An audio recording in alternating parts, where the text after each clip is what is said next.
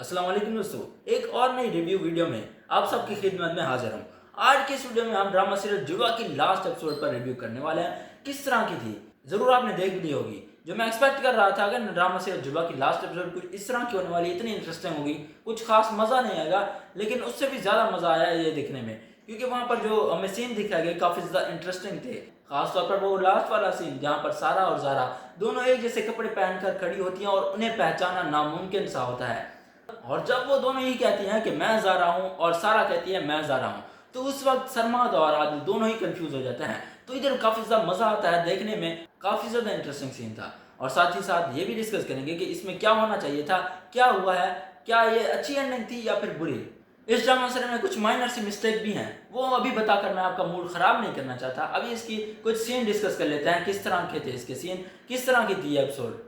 सबसे पहले जो हमें सीन दिखाया जाता है जहाँ पर सलमा बिल्कुल ही चेंज हमें दिखाई जाती है, जहाँ पर उसने हमें फुफ्फू को कैद करके रखा होता है उसके कमरे में, उसके बाहर ही खड़ी होती है कमरे के और उसे बाहर नहीं निकल। और तो और ये तो हद हो गई, सलमा तो फुफ्फू को जंजीरों से बांध कर रखती है उसके कमरे में, उसे बाहर नहीं निकलने देती। मैं एक्सपेक्ट कर रहा था कि ये कुछ ना कुछ इसके साथ करेगी, इससे अपना बदला लेगी, इस हद तक जाएगी, ये मैंने नहीं सोचा था। काफ़ी ज़्यादा इंटरेस्टिंग सीन था ये, जहाँ पर सलमा जाती है फरहद के पास उसे बताने के लिए कि हमारे दोनों बच्चों के रिश्ते तय हो चुके हैं और बहुत ही जल्द इस घर में शादी होने वाली है। जिस औरत को अपने रिश्तों का ख्याल नहीं है, अपनों का ख्याल नहीं है और तो और अपनी औलाद का ख्याल नहीं है ना, वो कभी भी नहीं सुधरने वाली। चाहे आप उसे जंजीरों से बांधो या किसी काल कोठरी में बंद कर दो, फिर भी वो नहीं सुधरेगी। वो अपनी हरकतें तो करेगी ही ना, जो उसकी फितरत है वो तो साजिशें करेगी। और यहाँ पर फुप्पो का भी यही हाल होता है, इतना सब कुछ होने के बाद भी वो साजिशें करना चाहती है। फरहद कहती है चाहे मुझे कुछ भी करना पड़े, मैं इस शादी को होने ही नहीं दूंगी, रोक दूंगी इस शादी को। इसके बाद सलमा क्या कहती है कि आपको क्या लगता है कि मैं यहाँ पर आपकी खिदमत के लिए खड़ी हूँ, ताकि मैं आपकी खिदमत करूँ, आपका ख्याल रखूँ। शायद आपको इल्म नहीं है कि मैं यहाँ पर इसलिए आई हूँ ताकि आपको आपके कमरे में ही कैद रख सकूँ, आपको यहीं पर बांध कर रखूँ, आपको बाहर ना निकलने दूँ, ताकि आपका ये जहर है ना बाहर ना फैले, आपके कमरे में ही रहे। और तो और ये जो आपके सामने मैं खाने पेश करती हूँ वो सिर्फ और सिर्फ आपकी खिदमत के लिए है। शायद आपको ये भी इल्म नहीं है, इनमें भी कुछ ऐसा मैंने मिला रखा है कि जिसके बाद कुछ टाइम के बाद ऐसा ऐसा आपकी डेथ हो जाएगी और किसी को शक भी नहीं होगा कि आपको किसी ने जहर दिया या फिर कुछ ऐसी चीज़ें। सबको यही लगेगा कि ये नेचुरल डेथ है और कोई भी आपकी डेथ पर अरमान नहीं करेगा, किसी को भी अफसोस नहीं होगा। जो आपकी हरकतें हैं ना, अब आपसे कोई भी मोहब्बत नहीं करता, सब आपसे नफरत करते हैं। खासतौर पर आपका भाई जो पहले आप पर जान छिड़कता था, अब आपसे उतनी ही नफरत करता है, सिर्फ और सिर्फ आपकी वजह से। और तो और संजीदा का मामला भी सेट हो चुका है, उसने अपने भाई को माफ़ कर दिया और मजहर ने इसे माफ़ कर दिया, सब सेट हो चुका है। बाकी रही बात सारा और ज़ारा की शादी की, वो भी हमें सीन दिखाए जाते हैं, वहाँ पर लिखा आता है कुछ दिनों के बाद के सीन। अब इधर कुछ दिनों के बाद जब इनकी शादी आती है, शायद शादी नहीं, एक्चुअली इनकी ना एंगेजमेंट होती है, एंगेजमेंट का फंक्शन होता है। वैसे एंगेजमेंट के फंक्शन में ये दोनों इतनी ज़्यादा तैयार होती हैं, लाल ड्रेस पहना होता है जैसा कि दुल्हनें बनी हुई हो। हालांकि जो मंगनी होती है, जो एंगेजमेंट होती है, उस पर सफ़ेद या कुछ इस तरह के ड्रेस पहने जाते हैं, लाइट से ड्रेस। लेकिन यहाँ पर हमें क्या दिखाया जाता है कि जो सारा और ज़ारा हैं दोनों एक जैसी दुल्हनें बनी होती हैं, जैसा कि इनकी बारात आने वाली हो। अभी इस मामले को छोड़ें, अभी हम इसके इंटरेस्टिंग सीन ही डिस्कस करेंगे।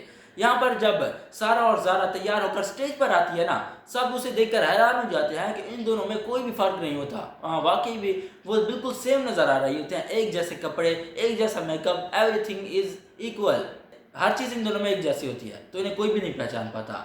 तो वो लोग कहते हैं कि आप इन्हें कैसे पहचानेंगे, और ये टास्क पूरा करने के लिए लड़कों को भेज दिया जाता है। सरमद और आदिल दोनों जाते हैं पहचानने के लिए कि कौन ज़ारा है और कौन सारा। आदिल जा रहा होता है सारा के पास, मगर सारा कहती है कि मैं ज़ारा हूँ, आदिल यहाँ पर क्या करने आ रहे हो। आदिल तो पहचान जाता है कि ये रही सारा, वो उसके पास ज़ारा होता है, मगर सारा कहती है कि मैं ज़ारा हूँ आदिल। इसके बाद जो दूसरी खड़ी होती है, ज़ारा एक्चुअली में जो होती है, वो कहती है मैं ज़ारा हूँ, फिर सारा कहती है मैं ज़ारा हूँ। इसी तरह इन दोनों को कंफ्यूज करके रख देते हैं, पूरी फैमिली कंफ्यूज हो जाती है। आदिल कहता है कि ये सब कुछ क्या हो रहा है, तुम लोग सच बता दो कि आप दोनों में से कौन ज़ारा है कौन सारा है, ये सब कुछ क्या कर रहे हो। इसके बाद जो नाना मियाँ है ना, यहाँ पर वो खड़े होता है, कहते हैं कि मैं पहचानूंगा कि इनमें सारा कौन है और ज़ारा कौन। इसके बाद वो पास जाते हैं उन दोनों के और उधर खड़े खड़े कहते हैं सारा। इसके बाद सारा चूंकि एक सीधी सादी सी लड़की है जो कि अपने बड़ों की बात मानती है, सारा कहती है कि जी नाना जी, आप क्या कहना चाहते हैं। तो इसी तरह इन्हें मालूम हो जाता है कि ये ज़ारा है और ये सारा है। तो इसके बाद इन दोनों की एंगेजमेंट हो जाती है। एंगेजमेंट के जो पहले होता है, ज़ारा कहती है कि सरमद मुझे तुमसे बात करनी है। सारा और आदिल की तो एंगेजमेंट हो जाती है, मगर अभी मैंने सरमा से बात करनी है, फिर करेंगे। इसके बाद वो साइड पर उसे ले जाती है। उस वक्त सब हैरान हो जाते हैं कि ये सब कुछ क्या हो रहा है, आखिर ज़ारा ये क्या तमाशा कर रही है। तो इसके बाद सरमा को वो साइड पर ले जाती है, उसे कहती है कि ज़ारा कहती है तुम तो मुझसे शादी करना ही नहीं चाहते थे, तो ये सब क्या है, अब तुम किस तरह राजी हुए, क्या तुम्हें किसी ने फोर्स किया है। तो इसके बाद क्या होने वाला है, सलमान कहता है कि ये सवाल तो मैं भी कर सकता हूँ, क्या तुम्हें किसी ने फोर्स किया है। तो ज़ारा कहती है कि मुझे कौन फोर्स कर सकता है। एक्चुअली में जो सलमान ने कहा था ना, जब से तुम इनसे मिली हो मुझे तो भूल ही गई हो, वो बात कर रहा था इसके डैड की, मजहर अली शाह की। लेकिन ज़ारा समझ जाती है कि ये शायद आदिल की बात कर रहा है। तो उस वक्त सलमान उसे क्लियर कर देता है कि उस वक्त मैं तुम्हारे बाबा की बात कर रहा था, ना कि आदिल की। तो इसके बाद सब कुछ सेट हो जाता है, फिर से ये दोनों स्टेज पर जाते हैं, इन दोनों की भी मंगनी हो जाती है। तो इसी तरह इस ड्रामा सीरियल की हैप्पी एंडिंग होती है। तो अब हम डिस्कस कर लेते हैं इसकी कुछ मिस्टेक्स के बारे में, क्या गलतियां थी इसमें। सबसे बड़ी जो मिस्टेक थी ना इस ड्रामा सीरियल के लास्ट एपिसोड में, वो ये थी कि सारा और ज़ारा दोनों इतनी ज़्यादा तैयार क्यों होती हैं। वो भी इनकी इंगेजमेंट पर तैयार तो होते हैं, लेकिन लाल ड्रेस कौन पहनता है एंगेजमेंट पर, वो दोनों तो दुल्हनें लग रही होती हैं।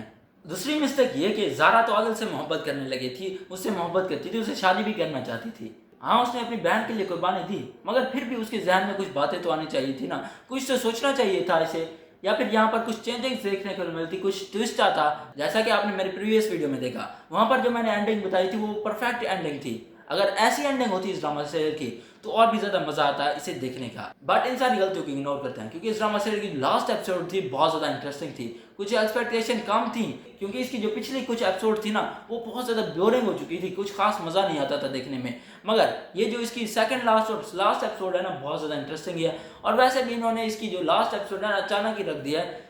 एक बात अच्छी है, इस ड्रामा सीरियल का स्टार्टअप और एंडिंग दोनों ही कमाल के थे, इसीलिए इस ड्रामा सीरियल को याद रखा जाएगा, देखेंगे लोग। दो ही चीजें मेन होती हैं, एक स्टार्टअप, कैसा स्टार्टअप लिया है इस ड्रामा सीरियल ने, अच्छी ऑडियंस गेन की है, और फिर जो एंडिंग है, एंडिंग किस तरह की है, जो इसका लास्ट एपिसोड था वो किस तरह का था। ये दोनों चीजें होती हैं जो मिलकर एक ड्रामा को परफेक्ट बनाती हैं। तो इसीलिए कह सकते हैं कि ड्रामा सीरियल जुड़वा है, इसकी स्टोरी भी परफेक्ट थी।